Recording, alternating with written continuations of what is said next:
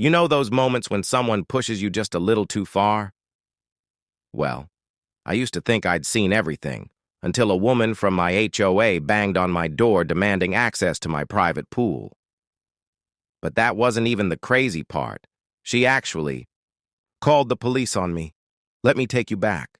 Because what happened next, it left her speechless. It all started last Saturday. It was warm, calm.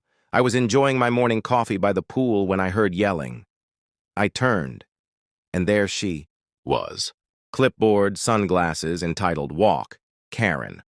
She introduced herself as a new HOA board member, and without even saying hello, she goes, "We need access to your pool today. There's a neighborhood BBQ." I laughed. I thought she was joking.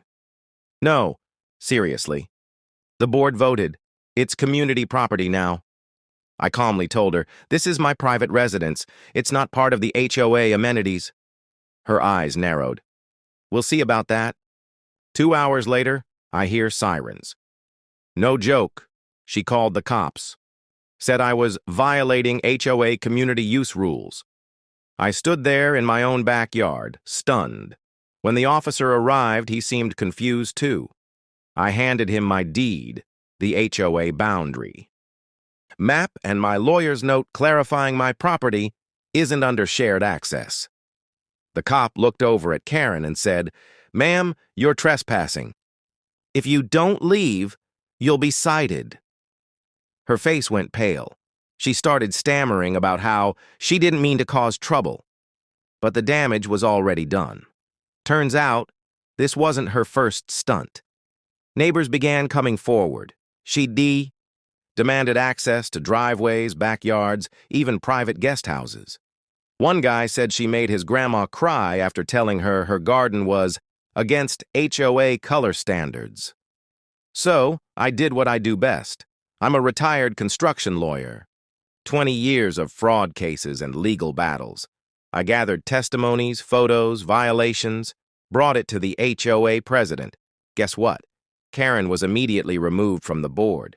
Later, she knocked on my door again. This time, no sunglasses, no clipboard. Just a soft voice. I think I went too far. I didn't need an apology. I just needed peace.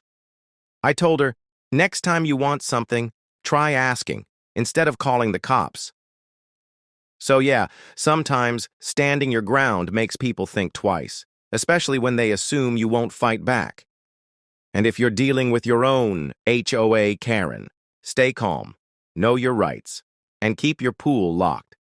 If you enjoyed the story, there's a lot more drama where that came from. Hit that subscribe button so you never miss a moment of madness. Your likes and comments help us bring more real-life HOA chaos to light. Share this with someone who's dealt with a Karen of their own.